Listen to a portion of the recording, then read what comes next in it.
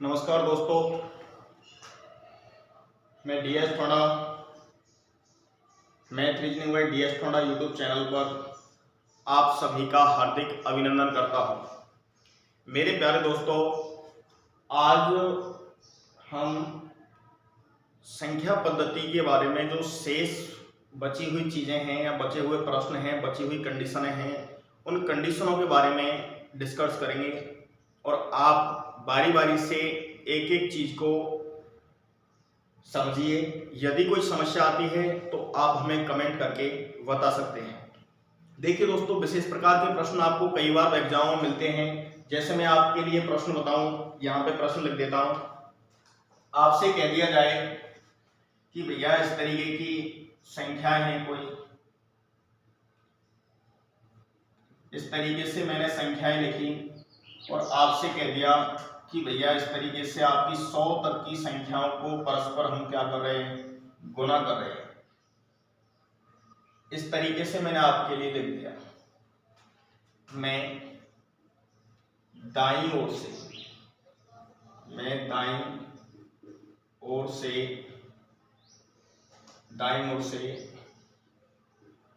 शून्यों की संख्या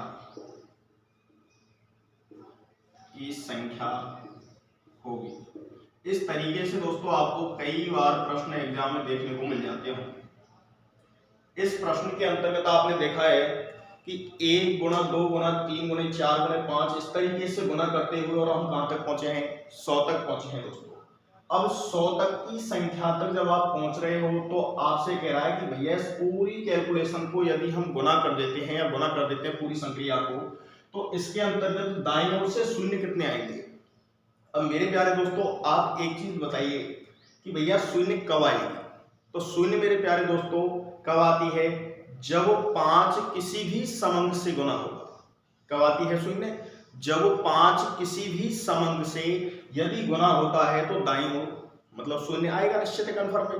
तो ऐसी स्थिति में अब आप देखिए, मैं आपसे कहता हूं कि भैया जैसे मैंने कह दिया आपसे 1 2 3 4 5 6 7 8 9 10, मैंने ये 10 तक गिनती लिखी। अब आपसे मैं कह रहा हूं कि दोस्तों यहाँ पे ये चीज बताइए मेरे को कि यहाँ पर हमने 1 से और 10 तक की गिनती जो लिखी है इसमें 2 कितनी बार यूज हुआ है। मैं आपसे यही प्रश्न पूछा है छोटा सा कि 1 से और 10 तक की जो गिनती लिखी है इसमें टोटल मिला के 2 कितनी बार यूज हुआ है। तो आप कहेंगे साहब कि 2 तो जी एक बार ही आ रहा है, लेकिन मेरे प्यारे दोस्तों एक बार तो ये 2 हो गया। इसको अगर देखें तो यहाँ कितने 2 हैं, 2 हैं भैया, 2 गुणा 2, तो ये भी स्थिति आ जाती है। तो 3 बार हो गया यहाँ तक। यहाँ देखेंगे तो 2 गुणे 3, तो एक बार यहाँ आ गया, 2 बार ये था पहले से और एक बार इधर था। फिर आप देखेंगे तो यहाँ पे तो साहब 2 की पावर 3 बोले 2 गुना 2 गुना 2, ये वाली स्थिति हो गई।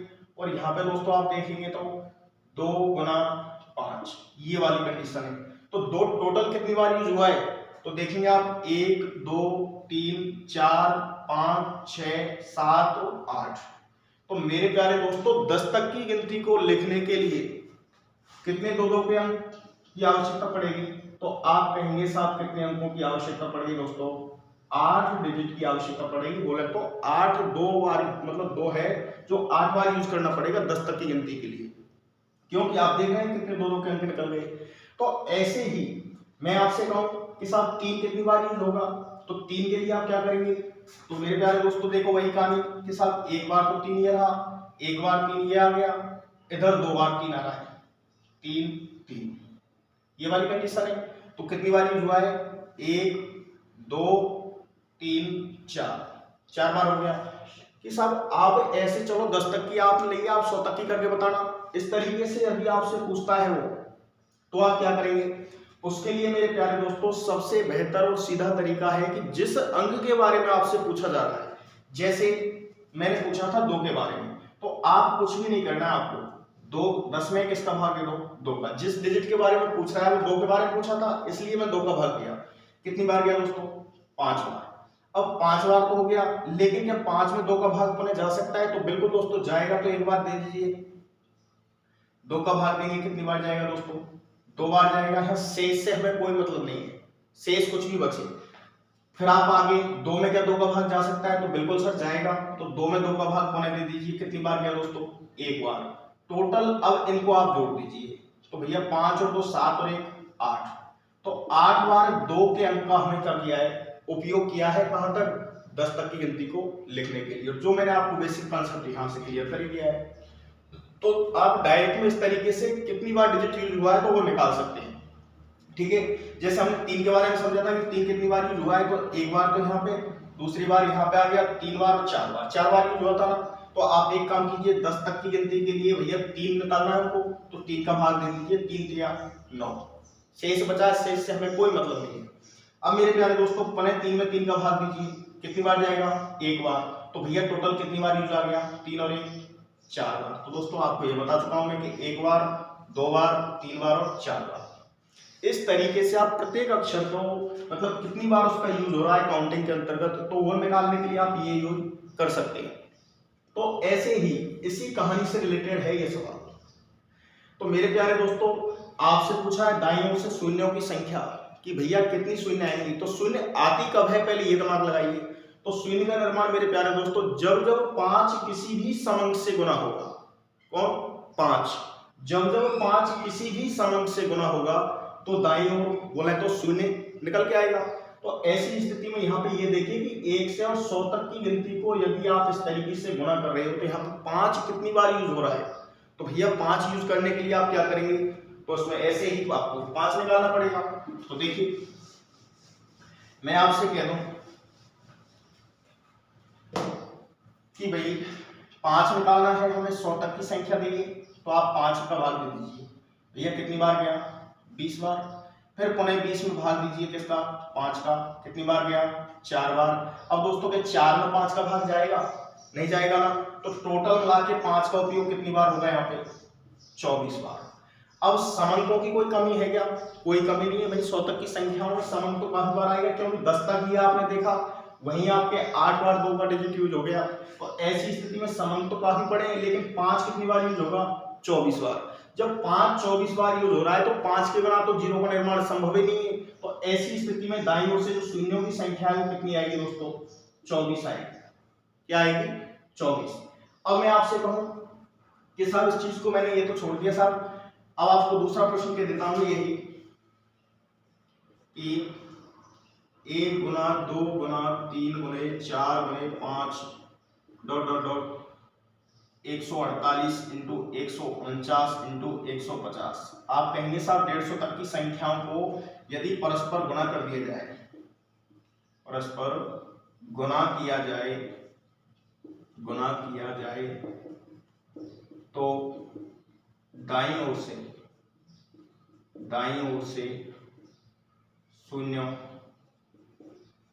की संख्या होगी, शून्यों की संख्या होगी।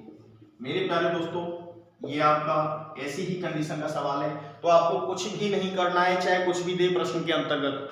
आपसे दाईं ओर से शून्यों की संख्या पूछे तो आपको क्यों शून्य कब आएगा, जब उसमें किसका भाग जाना है मेरे प्यारे दोस्तों, मतलब 5 उसके अंतर्गत होना चाहिए, और वो समंक तो काफी आ ही जाएंगे।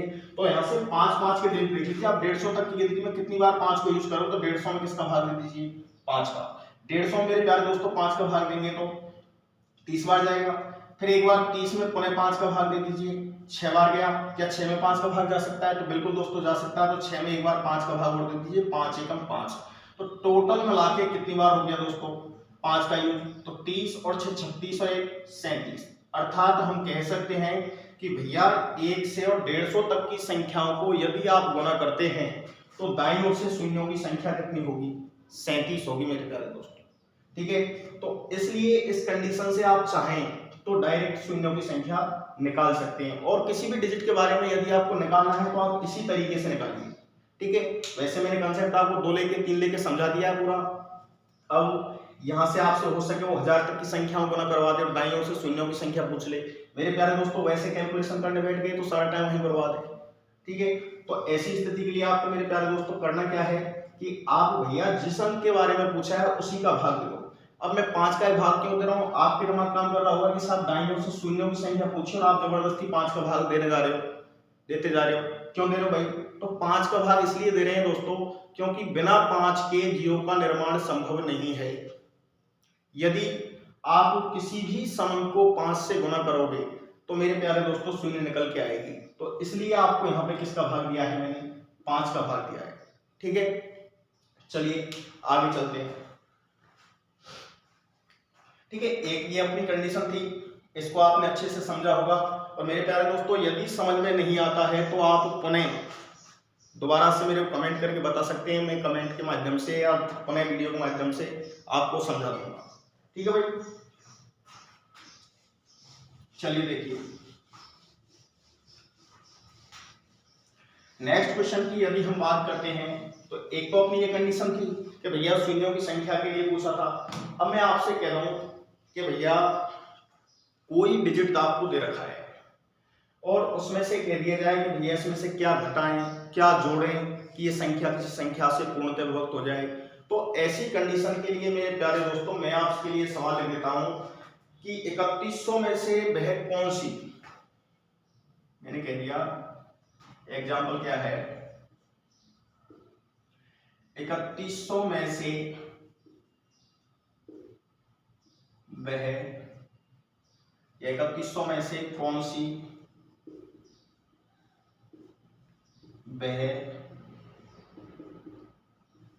छोटी से छोटी, 3100 में से वह कौन सी छोटी से छोटी संख्या घटाई जाए, छोटी से छोटी संख्या घटाई जाए कि शेष बची संख्या 17 से पूर्णतः विभक्त हो, 17 से पूर्णतः विभक्त हो। ये प्रश्न मेरे प्यारे दोस्तों पढ़िए एक बार ध्यान से।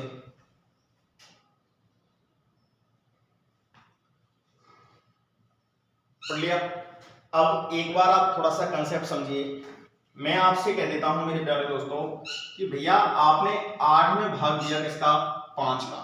अब मेरे प्यारे दोस्तों आप 8 में भाग दे रहे हो 5 का, तो मैं आपसे कहूं कि भैया इस भाग को पूरा कीजिए एक बार, तो आप कहेंगे साहब 5 एकम 5, एक बार भाग गया, हमने घटाया तो यहाँ पे 3।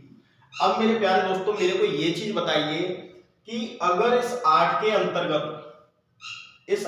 अंतर्गत जो है उसमें से यदि मैं 3 कम कर दूं, कि 8 में से मैं 3 कम कर दूं तो क्या बचेगा, 5 बचेगा, और 5 में दोस्तों 5 का भाग जाएगा। तो हम क्या करें साहब कि इसको विभक्त करना है, तो इसमें से क्या घटाएं, मैं कहूं 8 में से क्या घटाएं कि वो संख्या 5 से पूर्णतः विभक्त हो जाए, इस तरीके का प्रश्न हो गया। तो ऐसी स्थिति में दोस्तों आपने देखा कि साहब आप कहेंगे साहब 8 में से आप 3 कम कर दीजिए तो आपका 5 से पूरी तरह विभक्त हो जाएगा। 3 आया कहां से, तो मेरे प्यारे दोस्तों वो 3 क्या है, आपका शेषफल है। 3 क्या है, शेषफल है। आप थोड़ी देर के लिए समझिए कि भैया मैं 8 में से 3 को कम कर देता हूं, मैंने शेषफल निकाला है, उस 3 को आप कम कर रहे हो तो क्या बचेगा आपका 5। और दोस्तों 5 में 5 का भाग देंगे तो आपका पूरी तरह जाएगा ना, मतलब एक बार भाग जाएगा और पूरी तरह आपका क्या जाएगा, पूरा भाग चला गया, शेष 0 बच जाएगा। तो ऐसी स्थिति के लिए आप क्या करेंगे कि भैया जो भी आपका शेष बचता है, जो भी क्या बचता है शेष, उस शेष को आप उसमें से घटा दीजिए।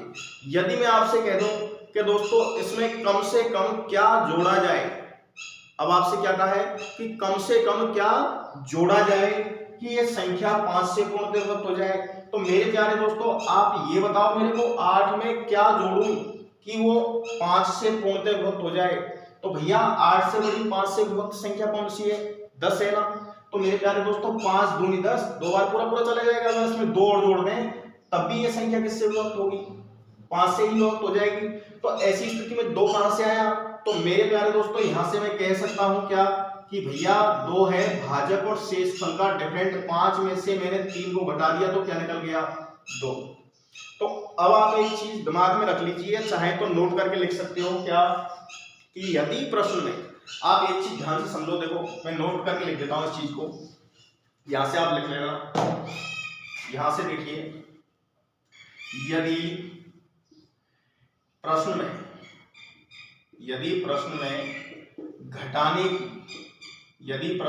घटाने की बात करें तो सदैव शेष फल को घटाते हैं। जब भी घटाने की बात करें तो भैया किसको घटाते हैं? शेष फल को घटाते हैं। और यदि जोड़ने की बात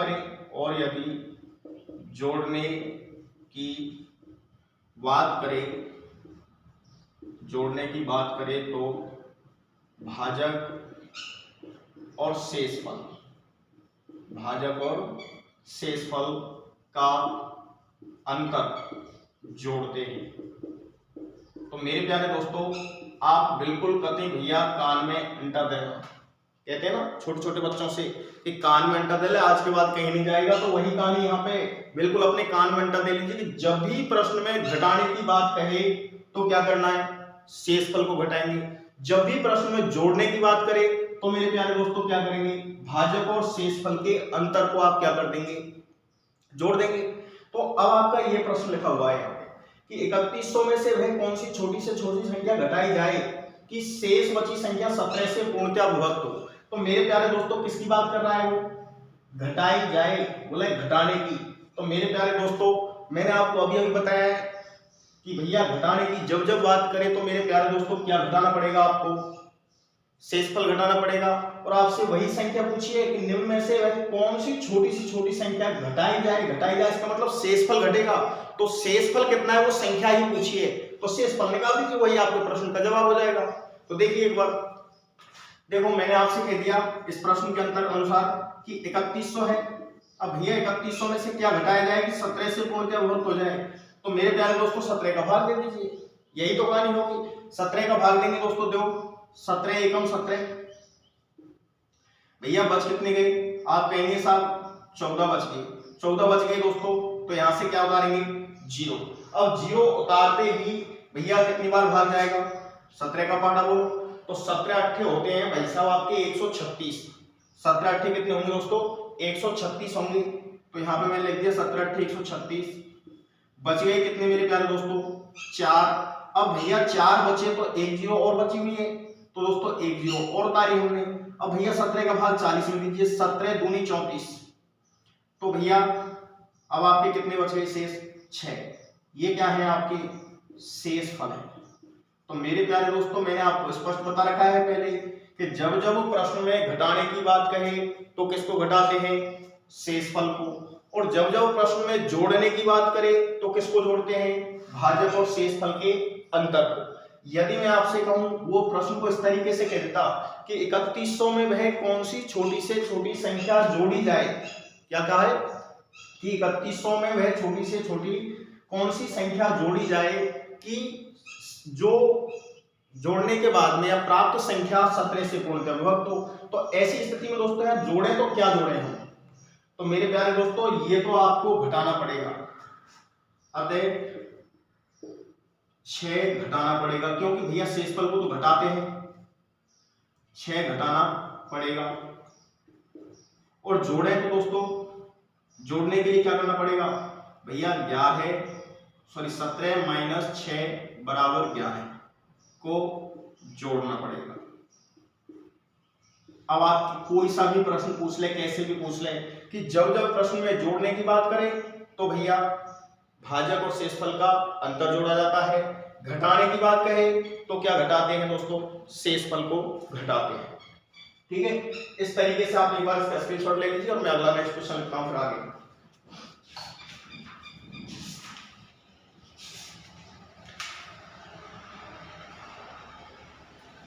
लिख दिया जी।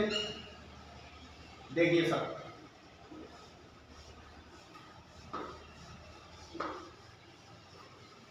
आपके लिए मैं प्रश्न लिख रहा हूं, उसको एक बार कीजिएगा ध्यान से।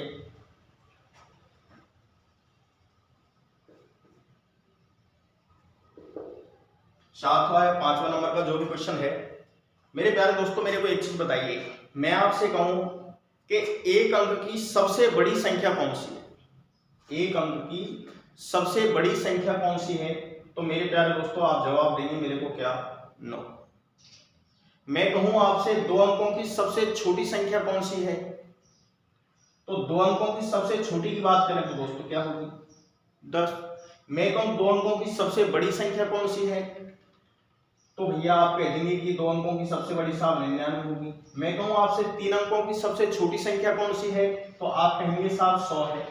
तो मेरे प्यारे दोस्तों यहां से एक चीज सुनिए, आप समझिए थोड़ा सा कि जब बड़ी संख्या की वो बात करे तो 9 के अंक लेने, और छोटी की बात करें तो मेरे प्यारे दोस्तों 10 लेना पड़ेगा, या फिर 100 लेना पड़ेगा, या 1000 लेना पड़ेगा, या 10,000 लेना पड़ेगा, या 10 लाख लेना पड़ेगा। ठीक है, इस तरीके से मतलब 1 लिख के और 0 की संख्या बढ़ानी है आप। ठीक है, छोटी और बड़ी की थोड़ी सी ध्यान रखना। अब आपका एक ऐसा ही प्रश्न है कि 5 अंकों की वह बड़ी से बड़ी संख्या ज्ञात करो। क्या कह रहा है दोस्तों? 5 अंकों की वह बड़ी से बड़ी 5 अंकों की वह बड़ी से बड़ी संख्या ज्ञात करो। बड़ी से बड़ी संख्या ज्ञात करो जिसको 5 अंकों की वह बड़ी से बड़ी संख्या ज्ञात करो जिसको सॉरी 5 अंकों की वह बड़ी से बड़ी संख्या ज्ञात करो जो 463 से पूर्णतः विभक्त हो। ये प्रश्न है मेरे प्यारे दोस्तों, आपसे कह रहा है कि 5 अंकों की वह बड़ी से बड़ी संख्या ज्ञात करो जो 463 से पूर्णतः विभक्त हो। अब भैया पूर्णतः विभक्त करनी है आपको 463 से, तो मेरे प्यारे दोस्तों आपकी वही कहानी कि भैया 463 से विभक्त करनी है। तो सबसे पहला काम तो ये देखिए कि भैया 5 अंकों की बड़ी से बड़ी संख्या है क्या। ठीक है, इस तरीके से आपसे कह रहा है, तो मेरे प्यारे दोस्तों मैं लिख देता हूं 5 अंकों की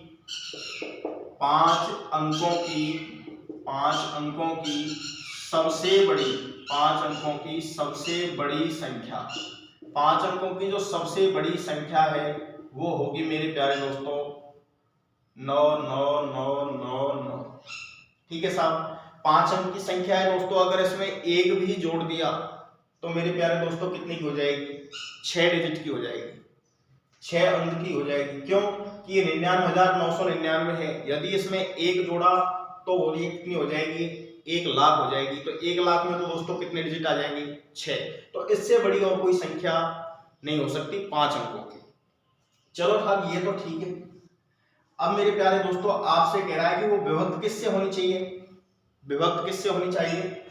463 से विभक्त होनी चाहिए। अब भैया 463 से यदि हमको विभक्त करना है तो आप एक बात बताइए कि बड़ी से बड़ी चाहिए, तो इसमें हम जोड़ तो सकते हैं नहीं एक भी। क्या नहीं कर सकते? जोड़ तो एक भी सकते नहीं है, अर्थात जोड़ते तो क्या जोड़ते? भाजक और शेषफल के अंतर जोड़ते, लेकिन जोड़ तो सकते नहीं। अगर एक भी जोड़ा तो ये 6 डिजिट की हो गई, और हमें चाहिए 5 अंकों की, तो घटाना पड़ेगा इसमें से। अब दोस्तों घटाते क्या है? तो वो सदैव किसको घटाते हैं? शेषफल को। तो सबसे पहले तो यहाँ पे शेषफल निकालिए आप। अब शेषफल निकालने के लिए क्या करना पड़ेगा? भाग देना पड़ेगा दोस्तों। तो आप देख लीजिए यहाँ से, मैं कह रहा हूँ आपसे 99,999 में भैया भाग देना पड़ेगा जिसका 463 का।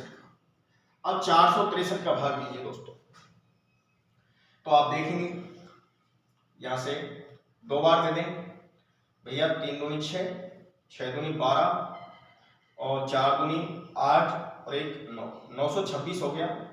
इधर देखा तो आपका दोस्तों कितना बच गया? 3। इधर देखेंगे तो 7। ये आपका शेष बच गया। अब शेष बच गया दोस्तों, अगली संख्या उतारनी पड़ेगी।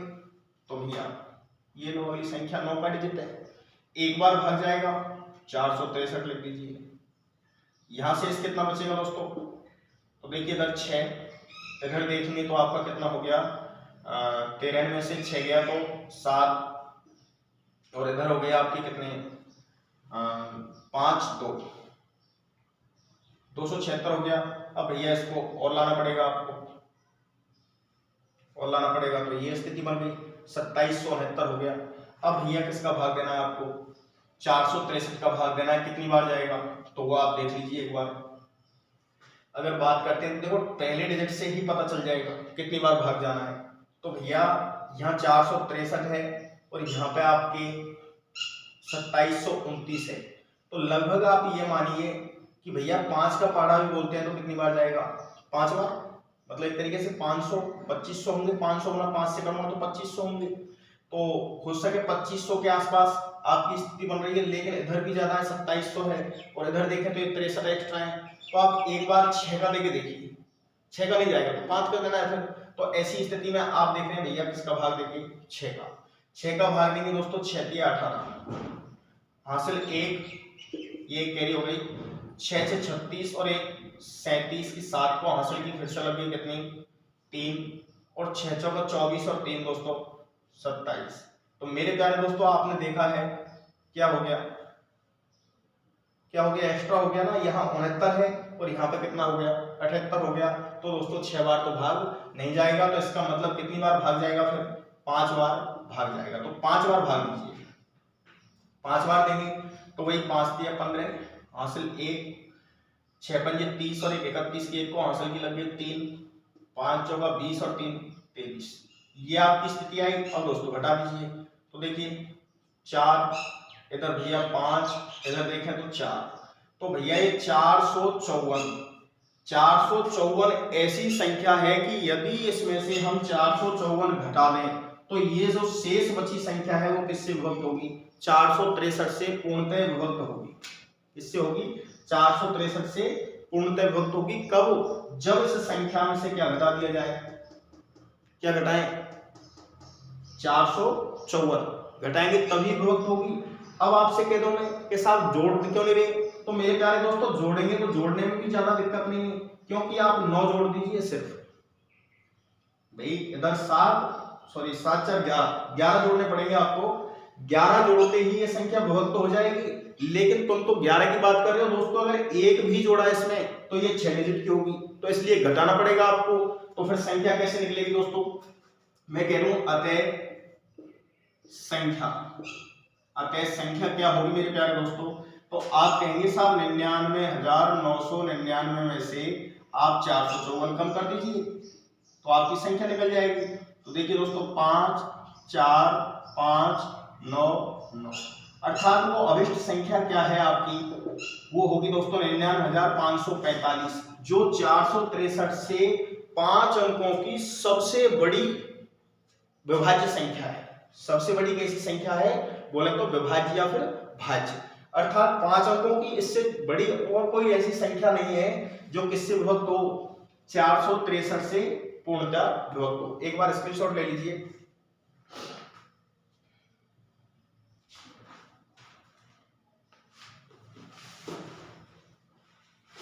देखिए भाई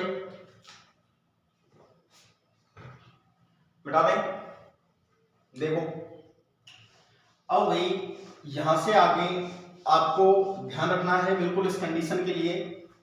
मेरे प्यारे दोस्तों मैं बार बार इसी चीज को रिपीट कर रहा हूं कि जब जब प्रश्न में घटाने की बात कहे तो भैया किसको घटाते हैं, शेषफल को घटाते हैं। जब जब प्रश्न में जोड़ने की बात करें तो मेरे प्यारे दोस्तों किसको जोड़ा जाता है, भाजक और शेषफल के अंतर को।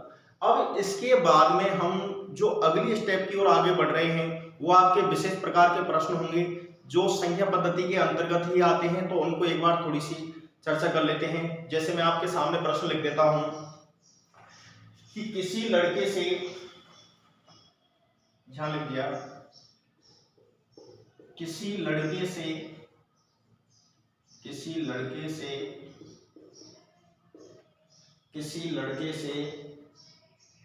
एक संख्या को, किसी लड़के से एक संख्या को 50 से गुणा करने के लिए कहा गया, या 50 से गुणा करने के लिए कहा गया, किंतु गलती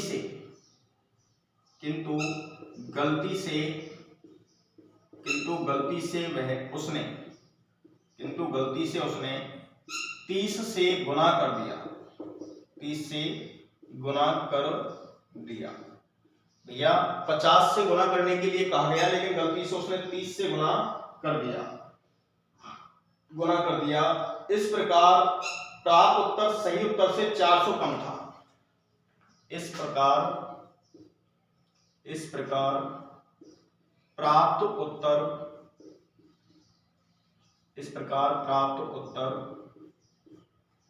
सही उत्तर से 400 कम था, अतः वह संख्या कौन सी है? मेरे प्यारे दोस्तों, एसएससी के अंतर्गत ये प्रश्न पूछा जा चुका है। 4/7/2012 के अंतर्गत 10, 20, 30, 40 इसके विकल्प हैं। यहां लिख देता हूं विकल्प 10, 20, 30, 40। ये आपके 4 विकल्प हैं ABCD। तो भैया यहाँ पे आप ये चीज देखिए मेरे प्यारे दोस्तों, सवाल एग्जाम के अंतर्गत कैसे भी पूछा जा सकता है। भैया कुछ भी नहीं कहा है, किसी लड़के से एक संख्या को 50 से गुना करने के लिए कहा गया, गुना करने के लिए कहा है 50 से, लेकिन उससे गलती हुई और उसने 30 से गुना कर दिया। अब भैया जब 50 से गुना करता उसकी तुलना में 30 से गुना करेगा तो निश्चित है मान तो कम होना ही है। क्यों कि कहा तो आप 50 गुना करो किसी चीज का, 30 से गुना कर रहे हो, तो भैया 20 गुने का तो वैसे फर्क हो गया ना। तो ऐसी स्थिति में क्या करना है आपको, देखिए मैं लिख देता हूं। आप मेरे प्यारे दोस्तों यहाँ पे आप की माना संख्या, भैया संख्या आपसे पूछिए, संख्या आप क्या मान लीजिए दोस्तों, x मान लीजिए। अब आपसे उसने कहा है कि 50 से गुना करने के लिए कहा गया, भैया आप 50 से गुना कर दीजिए, 50x हो गया, गुना कर दिया मैंने। ऐसे ही 50 से गुना करने के लिए कहा गया, किंतु गलती से उसने 30 से गुना कर दिया, और उसने गलती क्या की है कि भैया 30 गुना x कर दिया, और उससे कहा कितने की, 50 की। गुना करने पे जो आपकी स्थिति बनेगी उससे इसकी तुलना में यहाँ पे कितना मान अधिक कम प्राप्त हो रहा है, 400।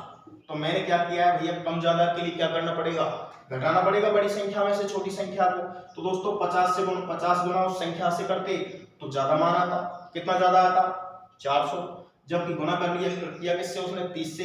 तो आप देख लीजिए 50x में से 30x गया तो दोस्तों कितने x बच गए, 20x बच गए। अब 20x बचे तो 20x बराबर 400 है। तो हमें चाहिए दोस्तों x की वैल्यू, संख्या चाहिए। तो संख्या क्या है, यहां से भैया आपको मैंने बता रखा है पहले ही कि जब प्लस वाली संख्या का पक्षांतरण करते हैं तो दोस्तों किस में जाती है, माइनस में जाती है। माइनस वाली का पक्षांतरण करते हैं तो प्लस में जाती है। गुना वाली का पक्षांतरण करते हैं तो भाग में जाती है। और भाग वाली यदि कोई संख्या है उसका पक्षांतरण कर रहे हो तो दोस्तों किस में जाएगी, गुना में। तो यहाँ आपके 20 गुना x है। अब 20 गुना x है, इसका मतलब गुना में है संख्या।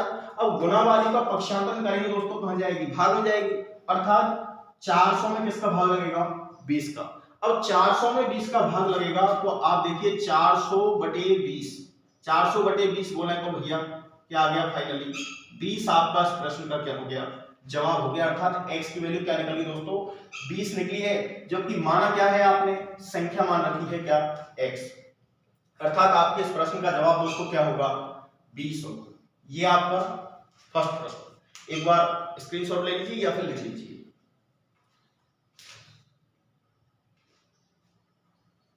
बता दें, देखिए अगला क्वेश्चन। नेक्स्ट क्वेश्चन है, दो संख्याओं का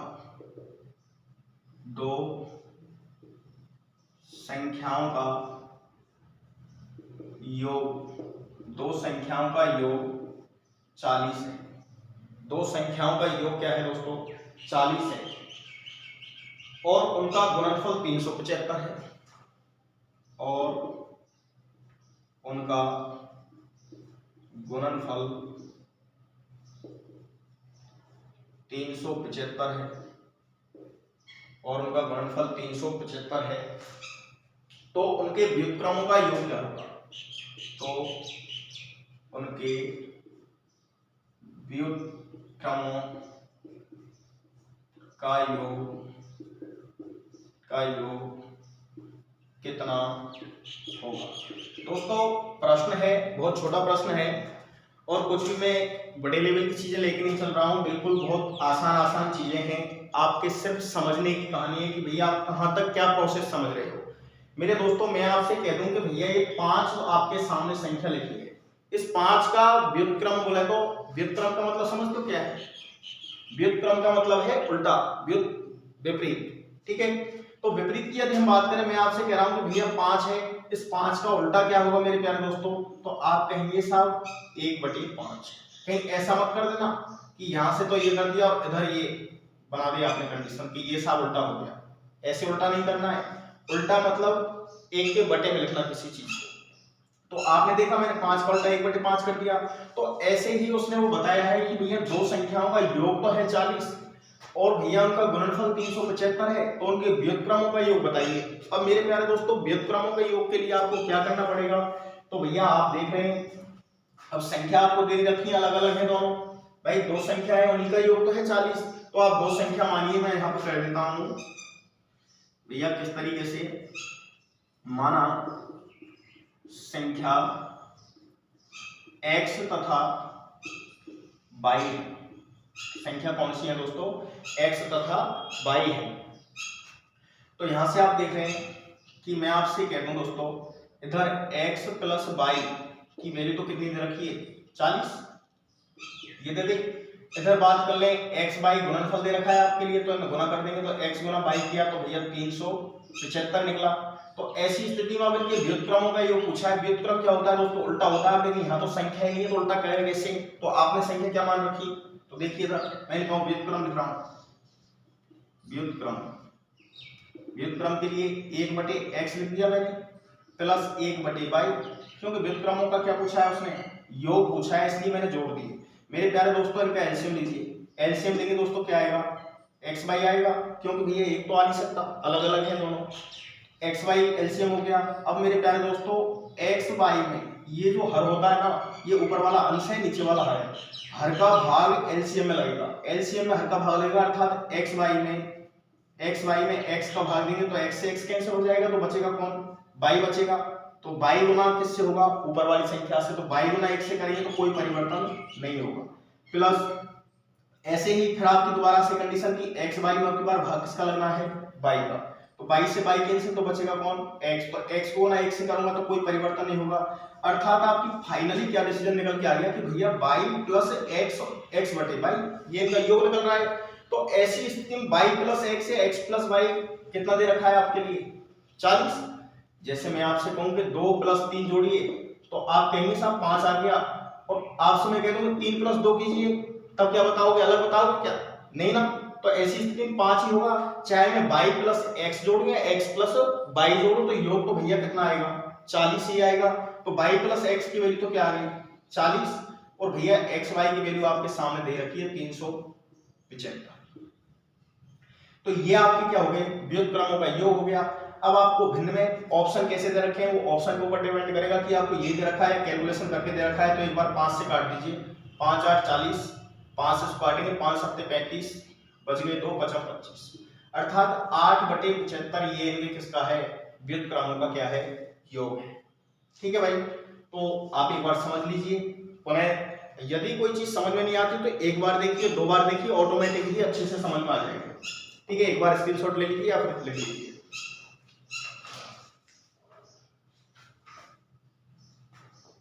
बिठा दें, चलो अब क्वेश्चन संख्या 8 होगी।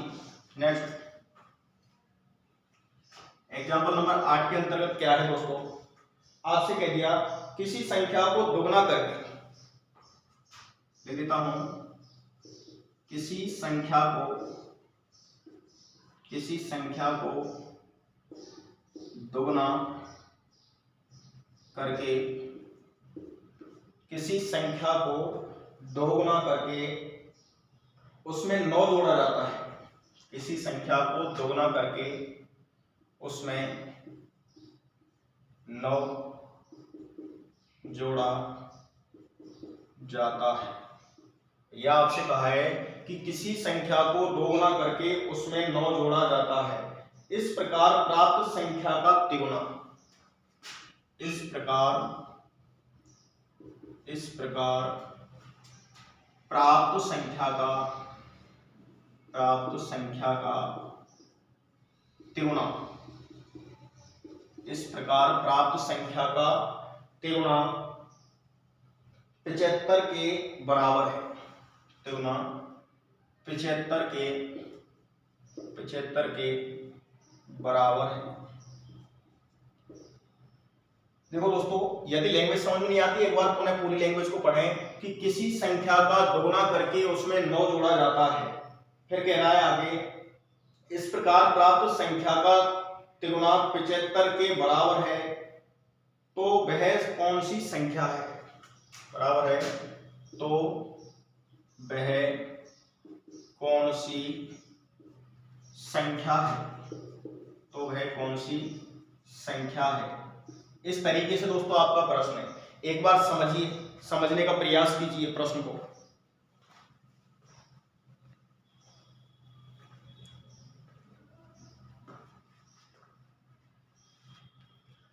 हाँ जी, क्या आया? नहीं, मेरे प्यारे ढक्कन, देख समझ दोबारा से। किसी संख्या का दोगुना करके उसमें 9 जोड़ा जाता है। भैया कोई संख्या मान लेते हैं, माना संख्या x है, ठीक है, संख्या x मानी कि किसी संख्या का दोगुना करके, दोस्तों 2 से गुना करेंगे तो 2x हो जाएगा। दोगुना करके उसमें 9 जोड़ा जाता है, हमने भैया 9 जोड़ दिया। इस प्रकार प्राप्त संख्या का तिगुना, भैया इनसे जो भी संख्या प्राप्त होगी उसका किससे गुना कर दें? तिगुना 75 के बराबर है, तो 3 गुना करने के बाद किसके बराबर हो जाएगा? 75 के बराबर हो जाएगा।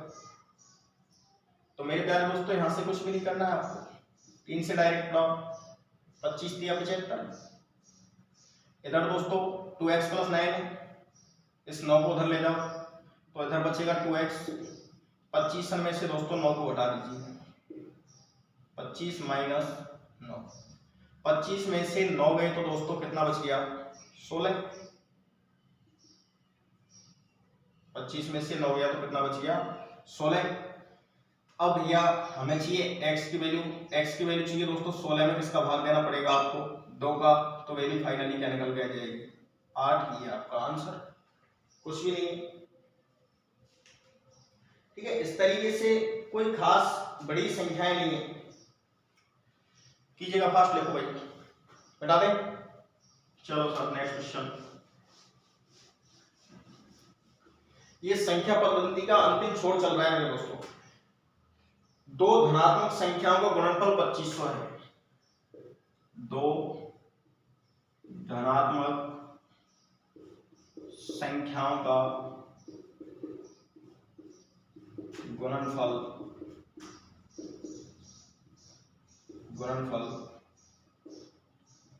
2500 है। भैया कोई भी 2 धनात्मक संख्या है, उनको यदि गुना करें तो कितना होता है? गुणनफल 2500 है। यदि एक संख्या दूसरी संख्या की 4 गुनी है, यदि एक संख्या दूसरी संख्या की, यदि एक संख्या दूसरी संख्या की 4 गुनी है, यदि एक संख्या दूसरी संख्या की 4 गुनी है, तो दोनों संख्याओं का योग है। तो दोनों संख्याओं का योग है। ये आपसे प्रश्न पूछा है दोस्तों। विकल्प दिए हैं वैसे इसके 25, 125, 225, 250, ठीक है। योग विकल्प तो देखेंगे बाद में, पहले आप बेसिक से कीजिए। कह रहा भाई 2 धनात्मक संख्याओं का गुणनफल कितना है? 2500। यदि एक संख्या दूसरी संख्या की 4 गुनी है। मेरे प्यारे दोस्तों, संख्या है आपकी 2, फर्स्ट और सेकंड मैंने मान लिया। ये अगर x है तो ये वाली दोस्तों 4x हो जाएगी। कितनी होगी? 4x होगी। अब आपसे कह रहा है कि इन संख्याओं का गुणनफल 2500 है, तो दोस्तों आप भी गुना कर दीजिए। गुना करेंगे तो आपकी क्या स्थिति आएगी? 4x²। जबकि प्रश्न के अनुसार गुणनफल कितना दिया है 2500। तो आप कैलकुलेशन कर दीजिए, 4 का भाग दे दीजिए 10, 4 छकी 24, बच गया 1, 4 दूनी 8, 4 पंजे 20, 625। तो x की वैल्यू क्या आएगी दोस्तों, इधर स्क्वायर हटेगा तो इधर अंडर रूट लग जाएगा, तो 625 का अंडर रूट, x की वैल्यू क्या आ गई दोस्तों 25। अब x की वैल्यू 25 है और आपसे पूछ रहा है दोनों संख्याओं का योग। मेरे प्यारे 4x तो ये थी और 1x ये थी, तो कितना हो गया फाइनली 5x। x की वैल्यू कितनी है 25, तो भैया 5 गुना x, x की जगह मैंने क्या रख दिया 25 रखते ही 25 गुना 5 से करेंगे तो 25 पंजे 125, दैट्स ऑल। ये आपका आंसर निकल के आ जाएगा। तो इस तरीके से आप चाहें तो आराम से संख्याओं को, सवालों को अच्छे ढंग से कर सकते हैं। चलिए साहब एक लास्ट क्वेश्चन और बता दीजिए आज आप।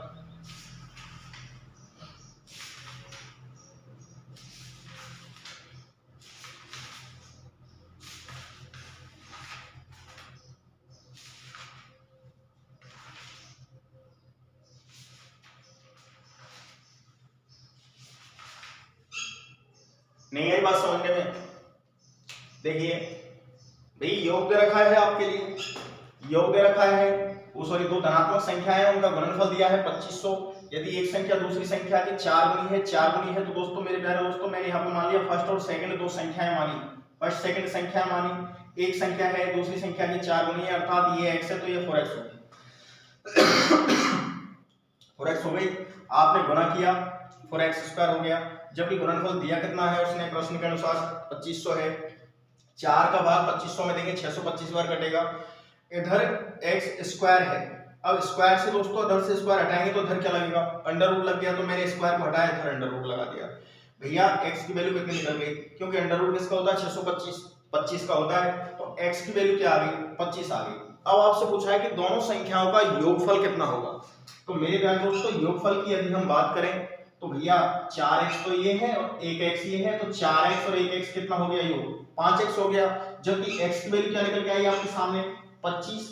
भैया x की जगह 25 रख दिया मैंने, 5 गुना 25 बराबर फाइनली आंसर आपको क्या निकल गया 125। आज के लिए दोस्तों इतना ही काफी, और बाकी यदि कोई समस्या आती है तो आपकी समस्या समाधान के लिए मैं पूरी तरह समर्पित हूं। धन्यवाद दोस्तों, जय हिंद जय भारत।